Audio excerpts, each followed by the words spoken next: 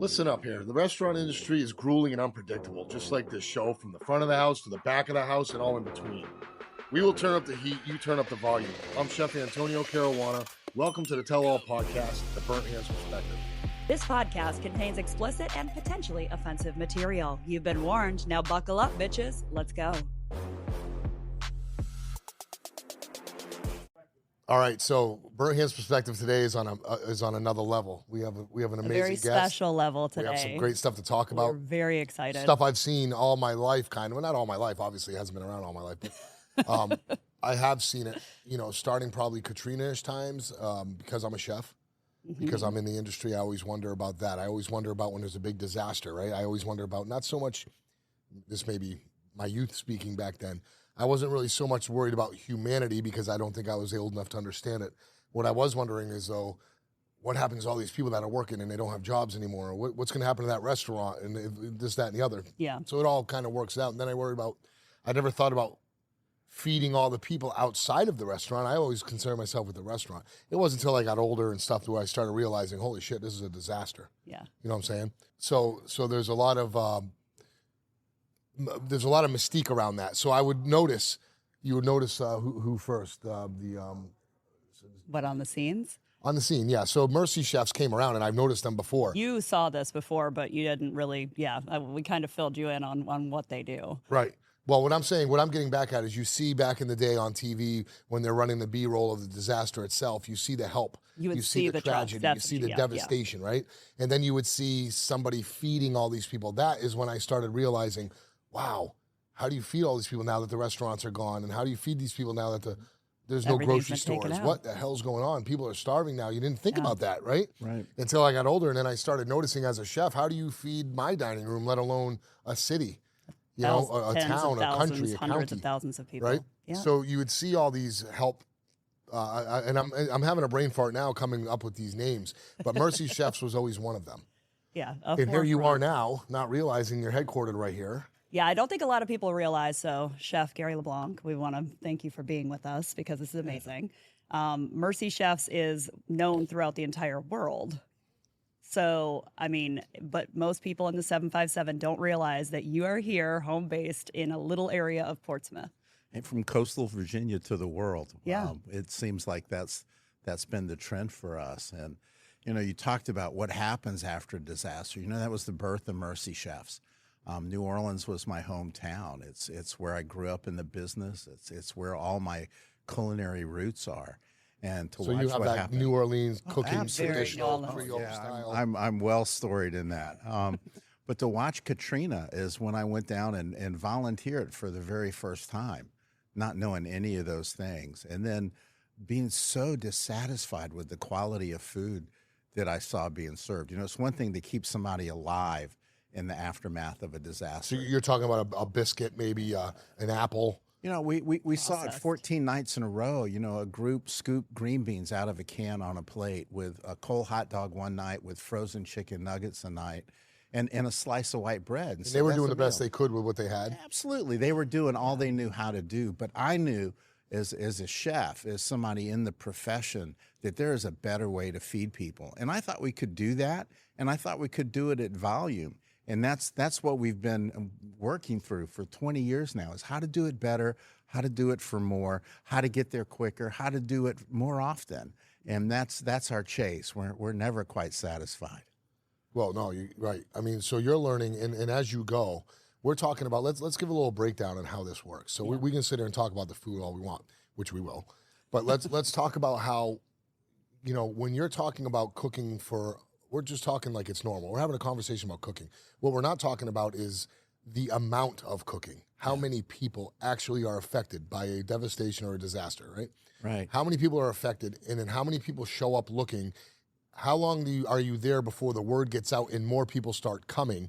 How do you keep up with this? That's kind of what I want to know, is how did it start from then to now? Man, it is like a nuclear explosion sometimes. You show up, you set up, and then it's Katie bar the door. There's no ramp up, there's no on ramp. You go from, it's an empty parking lot one day, the next day you're doing 20,000 meals, essentially off a garden hose and an extension cord. Wow. And you're doing beautiful meals. Everything is handcrafted. Everything is chef prepared. We put so much love in our food. So it's great food, but we can do it at volume as well. We want to get there quickly. You know, we know those first responders, the men and women that are doing law enforcement or search and rescue. They work so hard, and they usually do it eating MREs or power bars. That's all and they have. that's no way to. They're heroes. They are the heroes in disaster. Is that your main goal? Is to feed those who are helping the needy, or and I say needy meaning the victims? Displaced. Are you right? Are you helping? Is your goal to? Did it start out? Did Mercy Chefs start out helping the displaced victims, or did it start out helping the responders? Well, actually, we feed victims, volunteers, and the first responders. It started out more with some of the volunteer crews. I mean, I was working a full-time job my first 5 years of Mercy Chefs. And so it was when I could get a weekend or paid time off and go and support those teams doing the rebuilding effort. And then we just got better. We got more involved. And so now it's a race to get there, take care of those first responders, start feeding the victims, and then stay as long as we need to stay to feed those volunteers. So that's a good point of view. That's a good point. You need to feed the first responders so they can respond. Yeah. They need to be strengthened. They need to have a good stomach full. They need to be able to make decisions. You can't do that stuff when you're hungry or hangry or making decisions, last minute decisions when you're not feeling right either. Sometimes, all the time really, some of us find only comfort in a good meal. Well, we think so. Amazing things happen when you share a meal. We do it as friends. We do it as family. But when you do it with somebody on the worst day of their life, it's next level. I mean, it's next level. Yeah, definitely. So how do you? Now you started out small, I imagine. You said you had a full-time job, so you were going off on your own to do this. So basically, you would kind of almost, in a sense, I'm looking at it almost like Batman. You're watching the radar. You're seeing where next devastation is going to be, and you're gonna be there to help. Your right? suit out If you're doing it part-time, you have to almost find something to go do, I would imagine. Yeah. Is that right? Yeah. So with that comes funding and buying this stuff. At the beginning, how did you do this? How did you come up with the food at the beginning? The very worst business model you could ever have. In the first 5 or 6 years, I'd do a deployment on our personal credit cards. And then I'd get home and I'd raise enough money to pay my cards back down. We didn't have any credit. We didn't have any base. I mean, nobody So you were doing knew this what it was. completely on your own. Yeah. I mean, first 5 years we were major donors and we just believed in it. I have a hard time asking somebody for money for an idea. Hey, but I don't have a hard time telling somebody, hey, this is what we just did, or this is what we're doing in the moment. Would you like to be part of that? So but you not for an idea. Your request off of Horrible business model, though. It will strengthen a marriage if the marriage survives. Sure. So many times it was like, okay, I knew when it was time to come home. My credit cards were full. I just couldn't do it anymore. So that was how you gauged how much you could do in the beginning. Bad business model. You can't become a victim trying to do good work. Yeah. And so your wife and yourself are the founder and co-founder. Yeah. So you've been through this from the beginning. Yeah. Together. Yeah, and we've just seen it grow. The escalation of what we do and how we've grown is phenomenal. 10 years to serve our first million meals. Took 10 years to serve 1 million meals. We served our next 1 million meals in 3 years. Wow. And let me do math real quick. In the 7 years since then, we've served another 30 million meals. I mean, the power of algorithms. Like you said, explosion. Growth curve is kind of scary. Yeah. It really is. I mean, 9 years ago, it was me and a part-time admin working out of half my garage. We've got 124 staff right now. We have 124 people. Wow. It's just what it takes to get this done. Sure. And then now you have your outreach with donors, and I'm sure you have people now that believe in you and see what you've been doing, what you're capable of. So they have a lot more confidence in backing this, I'm sure. Yeah, we've seen that grow as well. But again, we had to prove it. There are people that didn't believe this was going to work. When I first had the vision for Mercy Chefs, when I first got called, I went back to all the other groups that work in the disaster relief space and said, hey, I've got this business model. And they all said, you're a fool. You're on a fool's errand. This will never work. It's too expensive. It's going to take special equipment. It's going to take specialized chefs. And some of them even said, we raise plenty of money doing bad food. Why would we need to do good food? So it was a heart call right from the beginning. It wasn't about making sense. It was about hearing a call and answering it with everything that I had. I mean, I just had to lay it all down. And a slight bit of a little dash of I'll show you competition.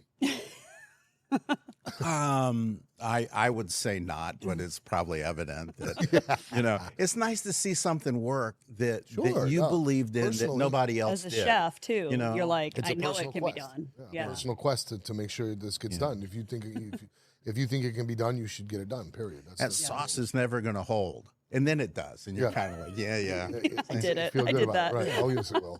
Trust me. Yeah. I feel very fortunate, though. Yeah, it's like, oh, man, I wasn't sure myself. But. Yeah, that's not going to rise. That dough's not going to rise. So when you started out with this, we already know that it was from Katrina, got you going and amped up. I do a lot of food. I just started maybe 10 years ago with some of my brothers in the club I'm in, and we've gone from a small trailer to now 7 to 8 tractor trailers in one day of delivery. That is substantial. I think it's the South Virginia, Eastern Virginia's food bank's biggest donations of the year. We have a huge, huge thing, and we're making millions of meals off of our donation. Right. So it started from something, just an idea, Yeah. just to do something and add a little bit of help to. Now we're dependent on for it almost. You know what I mean? Right. I feel personally that if we back out of that or slow it down, we're doing a disservice as much as we did a service. Yeah. I always laugh. Like I knew tradesmen, plumbers or carpenters that were making a great living with one truck and a helper. And they said, well, let me get another truck. And first thing they knew, they had 10 trucks and 35 people on staff. And they wake up one day and say, wait a minute, I'm working twice as hard, making half the money. I'm going to go back to one truck. I feel that way all the time. But I can't go back to one truck because what we do is for people. It's a service. I have to keep growing. I have to keep getting to more people. That's the one thing that drives me. Every time I feed somebody, every time, I see 3 more people I can't get to. And I got to get to one more. Yeah. And then I got to get to one more. And it's 30 million more later. Yes, this drive, man. I can't go back to one truck. And the personal quest that you have is if you fail on that for yourself, not to anybody else, you feel like you're not providing what you're here to do. And I feel the same way in a sense when, people obviously come in here, they're not in the situation of a tragedy. They're coming in here because they want to spend their money and enjoy themselves. Yeah. But it's still my goal the same way is to make food that bridge, is that bridge to success. And I want to make sure they're happy. And though this dining room is full now, I want more people to come in here, not for the money, for the food. Yeah. Yes, the money is essential. We need it to continue to grow. We need it to build. We can't do nothing without it. So we need donations. You need donations. You need things like that to happen and come in. You need people to believe in you. But when that is there and that's in place, now it becomes, all right, now we have everything in line. I want to see this line of people get bigger. I want to see more kids eating. It must be tragic for you to see some of the situations that you see. It's really hard sometimes. We work very diligently internally. We practice a lot of self-help and well-being within the team. We have a staff psychologist that's available to anybody on the crew. That was my next question. We see some ugly stuff. Yeah. And more than what we see, we take on that emotion as we feed somebody, because food is love. Yeah, and we're pouring out on them with everything we have. When you're feeding search and rescue teams, the day it goes from search and rescue to search and recovery. Yeah. And you're in the middle of that. You're part of that emotion. People, and we're very careful with our team to protect them from that. It's difficult, but it drives us. It drives us even further. Yeah. And now that we're global, the things that we're seeing internationally are beyond what my American brain can always understand. Yeah, I don't think a lot of people realize that too. But you guys do lean in. I guess let's talk about the scope of the size of your team now, because you have 20,000 volunteers. Yeah. That's that in itself. Look at any large corporation, and they managing 20,000 people and coordinating that. And how many trucks do you guys have now? We've got 5 kitchens with 2 more in the factory, and we have 5 community kitchens, full-time permanent sticks and bricks kitchens around the country. And we keep our mobile kitchens dispersed so we can react to any disaster as quickly as possible. Our goal is under 12 hours to be at the heart of the disaster. and to be able to start feeding. That's amazing. So what do you consider, if you have those teams around, what type of disaster what do you consider a disaster to where you need to be there?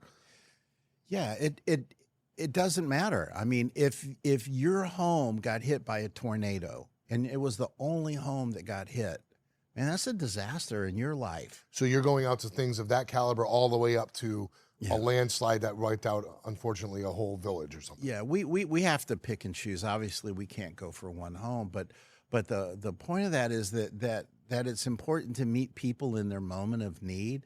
A 30,000-foot view of a disaster doesn't count. Oh, it looks bad down there. That doesn't matter. You have to get down eye to eye with the people and say, I'm here because you're important. I'm here because you deserve somebody to stand with you. And that's where we do our best work, is when we're eye to eye with someone. Sure. And that's where it's most felt in the community anyway. And that's real life anyway. You can't do what you're doing and not be eye to eye. You can't send them down with a drone. You have to be there. Yeah, I want to say too, though, that we feed as many people as we can get to. And we don't ask questions about how big was it or how worthy of it or is this going to get press or not. The only question we've ever asked in 20 years is, are you hungry? We don't ask about their faith. We don't ask about their political background. We don't ask them about anything. The only question we ever ask is, are you hungry? Yeah. And that's who we feed. That's it. Yeah. Everything else is irrelevant. It absolutely is. At that moment, everything else is irrelevant. I mean, when everybody's in the same pickle, how you got there is irrelevant. We fed in some really precarious political positions. Everything is so divided nowadays. And we've been in places that weren't really well received by folks. And they're like, why are you there? Why, this or that. Look, what happens with these folks? What happens with the politics happens so far above my pay grade, right? All I care about is that person in this moment. What then a politician or a government or a country does with them is really not my business. Yeah. I can't affect that. I can affect them in that moment by sharing a meal and reminding them how important they are. That's where I make a difference. And that mindset, believe it or not, will help you sleep really good at night too. Not worrying about all that other stuff and just the meal. If worrying about the meal is what you're worried about, like I am, we don't have to. You're right. I mean, you just sleep better at night knowing that all you have to do is one thing. Yeah, food is crazy, isn't it? I mean, you can pour all your love in it. It's such a vehicle for emotion and passion and care and comfort. I mean, it's primal. I think it was the first act of civilization was sharing a meal, one person with another. I really believe it goes all the way back. It has to be. Yeah. It has to be. No one could kill a buffalo alone back then. Yeah. You needed help, and then who's going to eat it all? Yeah. I think you're right. But if you go back to what she was saying before about how you've grown and you're all over the place with these countries, in that, like anything, I would imagine there's some sort of subculture within the culture you created. Meaning, if you have this out in other countries, you're dealing with people who are helping you or working with you in other countries, right? Right. So almost like a food bank. The food bank started as one thing. In every city, pretty much, every big city has one. They have their own crew, their own unit, all underneath the same umbrella. Mm-hmm. However, they all have their own little subculture, right? Right. So you're going to get to the point, or if you haven't already, I'd imagine that is going on, and you kind of have to bring everyone together to stay focused on your mission. Is that a thing? How do you go about that? Yeah, we do. I mean, internally, we're very focused on mission. We have all those little parts of our culture.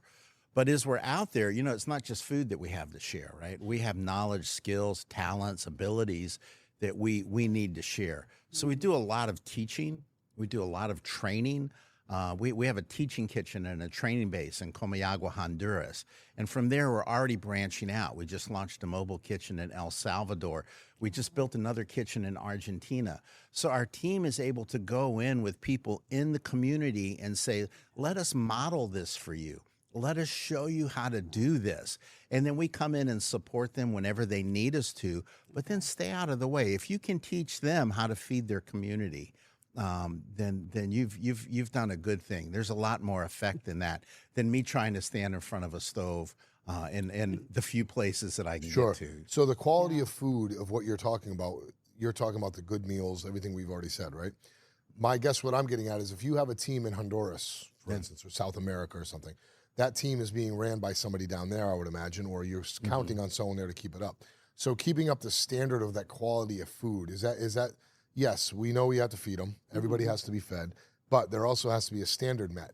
Do you see yourself having complications with that, keeping that standard of what you expect? Yeah, sometimes. But if you find people that have a passion that's similar, and they just need a little jump start, they need a 6-burner, or they need groceries for the first 6 months, or they need somebody to remind them about the importance of sanitation and food safety.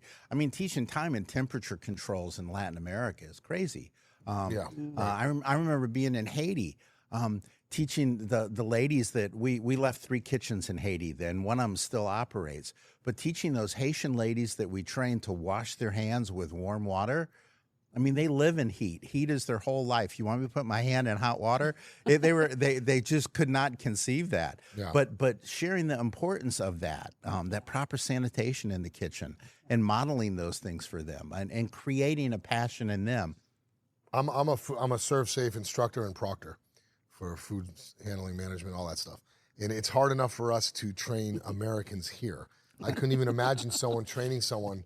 And it's not lesser of a person, it's just their culture, No, the culture is different. So trying to teach somebody a whole different culture in order to get your mission complete is kind of where I'm at. So that's what I was saying. Yeah. So it must be really hard, in a sense, to not only put out your great food, but the whole thing around it has to stay right so the subcultures don't start deteriorating your mission. Well, you stop in, you do checkups. There you go. You know, and we have a whole team that travels globally. We don't work with any of our partners globally that we don't do a check-in multi-times a year. Oh, okay. We want to see proof of performance. We want to see that they're still doing what they're saying that they're doing, and that we're not just a funding agency.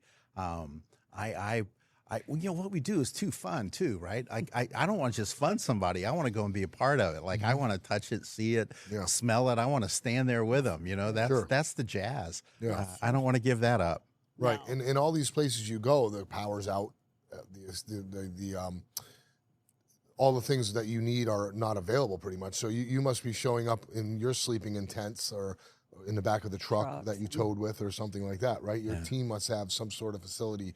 You got to facilitate quarters for them, and that's a whole nother spectrum, right? Yeah, we just inaugurated our 2nd bunk trailer, because I just couldn't have the team on the floor. You know, I mean, my first couple nights out in the field, we're sleeping on the floor of the mobile kitchen. I remember a picnic bench one time that I thought was pretty nice. You know, 20 years have passed. I'm not, you know, the team is very kind to me now. They make sure I'm taken care of, but they've had some rough environments. I mean, really tough going in after a hurricane and going to the heart of the need. You go right to the center. Yeah, I mean, there's no place around us that's safe. Everything is down. Yeah. You must have spent time in Asheville when that happened and things like that? You know, we're still in Asheville. Wow. We are still in Asheville, coming up on the 1-year anniversary. We've served over 800,000 hot meals there, and we will have served 1 million meals in Western North Carolina since Helene. Wow. And it's just important to us. The need is still there. Yeah. So we have to still be there. I mean, the donations and the funding have long since stopped. Sure. I can't leave. There are people there that still need our help. Sure. We've just made a commitment down in Ingram, Texas, in the aftermath of those horrible floods down there. We're going to build a community kitchen in Ingram. We're going to stay in that community for forever. We're going to be a part of that community. You stay where there's a need. You invest in the people in the community. If it's important right after the storm when everyone's watching, it has to be important a year later when no one's watching. And a lot of people forget because, you know, the next thing has come along or, you know, but you had to build out infrastructure to be able to do that, which is just insane. And there's not a disaster all the time. So it's not like you're going somewhere. So you guys have actually filled in by implementing other things. Now, you said there were kitchens, like you have permanent kitchens in cities, but you also do the food, the boxes. So how does that work within the business? Well, the family grocery boxes, we keep improving those. It's a curated box of groceries. We've got it up to 70 servings in a box. And they're not surplus stuff that we get off a shelf or out of a warehouse. We go out and purchase everything in there. We put recipe cards. We have little spice packets we put in there. There are QR codes where they can find other recipes because it has to be the very best that we can possibly put out there. And our family grocery box program is growing incredibly. We've got to find a warehouse now. It's created. How long has it been going on? We've been doing family grocery boxes for about 1.5 years now. And it's already grown. Yeah, it's something that my wife came up with. All my good ideas were my wife's to begin with. Good to say. Yeah, I stole them all, right? But she was like, we have to do something for people that are going back in their homes after a disaster. They've lost everything in the pantry. Everything in the fridge has long since been thrown out. Man, to go home and recharge a pantry is $500 or $600. You don't have salt. Man, who's been out of work for 3 or 4 weeks that was living paycheck to paycheck before that can go out and recharge a pantry? Right. So it's important for us that what is the need? How can we better serve? And family grocery boxes came out of that. And now it's a whole program on its own. We're doing thousands of grocery boxes every month. Oh, that's crazy. That's amazing. It is. And is that primarily still local? Like, are you just doing that in Virginia? Or are you taking these with you when you go to areas? We're doing 200 a week down in Ingram now for the people that went through the floods that are getting back in their homes. We're still doing almost 800 a month in Western North Carolina. For folks that take back home. And then, Eastern Kentucky from the floods 3 years ago, we're still working there with the grocery boxes. And then here locally as well. If there's a need and we can get to it and we have the ability, we'll take care of it.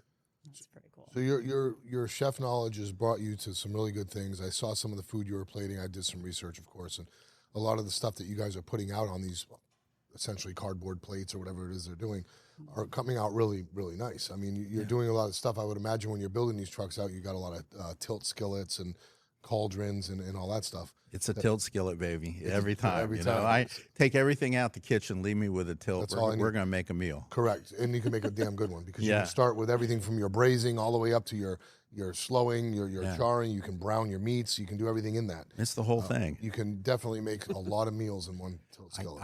I've baked biscuits in a tilt skillet don't because there was just nothing else to do with Yeah, I can imagine. But the meals are so important to us, and we want them to reflect our love and our passion for the people. So there's always a recognizable protein. There's always a starch. There's always a veg. We bake on site. I have 2 pastry chefs that travel with us. And we do our desserts, we do our breads all on site. Nothing, it's love from the oven. I mean, you're smelling that. Yeah. It gives hope. It does give. In Asheville, we were working, and there was a black bear that found our dumpster, loved our dumpster, right? And so after 3 weeks, 3.5 weeks, we moved to another location. And when we moved to the other location, it was about 8 or 9 blocks away, right? You found it. Second day, there's He a was black back. bear. He's following us around. back. I said, well, I don't know if everybody else is loving us, but the wildlife is following. I'm going to tell you. He had a good hibernation then. Yeah, he did. He was did. good. He was eating good the whole time. I'll tell you what, to cook like that, firstly, when you lose everything, and you're losing everything. When a town gets shut down, you're losing everything. You're losing the smell of gas. You're losing the smell of car fumes. You're losing the smell of everything, just a normal industry that was shut down. Yeah. So if you show up and you don't know what's going to happen next and you're hungry and you start smelling this food, you're going to smell that tenfold. Yeah. It's almost like driving down the road and buy a Burger King in the winter when that cold and all you smell is that Burger King. I know exactly what you're saying. Yeah. Great picture. Yeah. So when you're smelling that and you're driving through it, and if you're baking bread on top of it, yeah. Where's the disaster at this moment? There's no disaster here. Someone's eating good tonight. I hope so. That's the way the mentality you guys are what you're bringing to people. And that's amazing. It's amazing. I love having conversations with chefs who have gone outside of the kitchen and still create such a impact on people's lives. Because like you said, everything we do is based around the best celebration of us is around a table. Absolutely. And some people are in it to make money. Making money to me always comes if you just do it right the first place. If your function or your mission is to bring people around the table and love what you do, don't worry about the money. That's going to come naturally. But don't do this just to make money. Yeah, absolutely. I agree completely. We always say that money will follow ministry, but ministry should never follow money. Yeah. And so it's like in those first 5 years or so, I just did it. I just got out there and did the best I could with what I had. Yeah. And kept doing it. And the resources followed. But I had to do the work first. I had to take that step of blind faith. Yeah. But you had the faith and the tenacity to follow through with it. I don't know that I really had the It just faith. kept Now you it's going? easy to say, oh, Okay. yeah, I had the faith. Back then, I was terrified. Okay. I was terrified. I was like, God, what do you want me to do? This doesn't make sense. I can't rationalize this. I've got to go tell my wife that you've called me to mission work. Come on. It's just not going to fly, man. We both know. I'm using our own credit card. Yeah. I mean, when and it was an audible call. I mean, I actually heard God speak out loud to me and tell me to go feed people. Just go feed people. In the aftermath of Katrina, that was the message I got. I sat down with a piece of paper and I wrote down 8 names of people that I knew could do it better than me. I said, God, why are you talking to me? Here are 8 other people. Do you need phone numbers, emails? How can I get you in touch with them? Like, you got the wrong guy. I mean, you got the wrong guy. But kicking and screaming and fighting and trying to run from it, I couldn't. And just to see that obedience, I didn't have to be smart. I didn't have to do anything but say yes. Yep. That's all I had to do was yes. And I did that reluctantly. Almost as easy as the question, are you hungry? Yeah. You know? Yeah. It's so simple, isn't Yes. It is. Yeah. it? It is. That is amazing. People make it not simple. That's the thing. So Sometimes, That's right. You've took it and went with it and you let the simple do the work. Well, and now, have you seen the new Netflix documentary on Katrina that just came out? Have you seen that yet? I can't watch it. Yeah, I was going to mean, I ask if you were confess, able to. Okay. 20 years of Katrina anniversary. I've dealt with them all and recognized, and it's motivated me every time. Something about this year Yeah. I couldn't watch. I couldn't watch it this year. So I probably will ease into it, but it's going to take a little bit of time. We were in New Orleans 3 weeks ago. We were looking at a place down there to do a community kitchen, a full-time thing. You know, what a perfect circle for me to finally end up back down there. But yeah, I maybe it's because I was just there, but I just couldn't watch. It was such a powerful moment in my life. Images on TV, my town being torn up, and the effect that had on me, I still have a hard time looking squarely at what really happened to my town. Yeah. Yeah, it's devastating for sure. That sits on you. Yeah, it does. Sits on you. Has the town since grown back up or starting to come up? Your area. You know, we go all the time to visit, and it was starting to come back. You could feel it, you know, and then COVID hit. Man, that was like the blind punch coming out of left, man. You just didn't see it, you know, and it completely took the city down to nothing again. The hospitality industry, especially, and now we're just it feels alive again. It feels full again. But you have to recognize New Orleans still has 75% of the population that it had before Katrina. 20 years later, the population hasn't grown back in the city. I mean, tourism is back. Restaurants are back. I mean, great things are happening down there on the food scene. The hotels are back. They've all been renovated and freshened. I mean, it's alive. It's alive. Right. But there are still scars. Sure. I can imagine so. Well, you did an amazing thing by setting up what you did, and if anything came of that, one thing, you know, with scars come healing, and I think that you coming from that, if anything good comes from that, I'm sure other things good came from it too. But Mercy Chefs essentially came from that, right? Yeah. So something did come from it, good, right? Because here you are now, and that paves the way. Because no matter what happens, the devastation is the devastation. That's never going to go away. But what came from it on the positive, here you are. Now you're off doing it to other people and helping out there too. So, kudos to that. An amazing feat. I love it. Well, I love hearing it because, again, I remember when I was back at the news station when they'd first brought you guys on, and this was back, 2008, 2009, somewhere around that area. Yeah. And I remembered seeing what you guys did and then seeing it go from that to now and being like, oh my gosh, they're in the middle of, national coverage news, seeing people that were like, that's our trip. They're from our hometown. Like they actually came out of Virginia, and you're everywhere. And to see that is an incredible thing. And I think just people being inspired and to not be afraid of going after things and to help people.